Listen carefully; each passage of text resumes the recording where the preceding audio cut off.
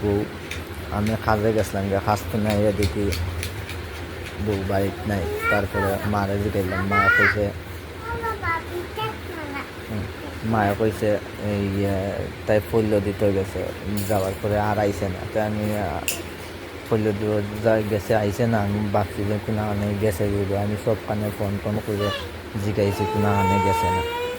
তারপরে আমি থানার গিয়ে জিটিএমটি করলাম, জিটিএমটি করে বাড়িতে গেলাম। এরপরে আবার আগরতলা আইছি, আগরতলা কাজে আইছি, আমি রোড মিস্ত্রির কাজ করি।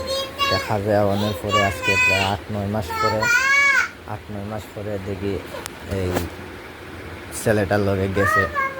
আমার শাশুড়িও লগে আছে, তারার লগে শাশুড়িও আছে, এই তারা মাঝি আর ওই ছেলেটা এক লগে আছে।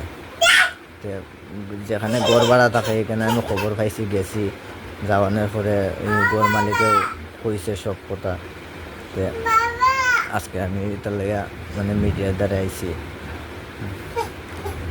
এই তারা এই ছেলেটার শাস্তি চাই, শাশুড়িরও শাস্তি চাই, আমার শাস্তি চাই। আর আমার বাচ্চাটা লাগে, আমার যে সব টাকা পয়সা নিছে এটা আমার সব দিয়া, তাই যাওক আমার ডিভোর্স দিওক, আমি ডিভোর্সের লেগে করি। আমার ডিভোর্স লাগে, আমার টাকা পয়সা যেটি নিছে এটি আমার দিয়া যাওক গিয়া, কোনো অসুবিধা নাই।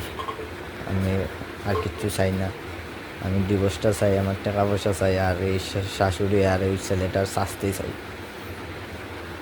এতটুকুই।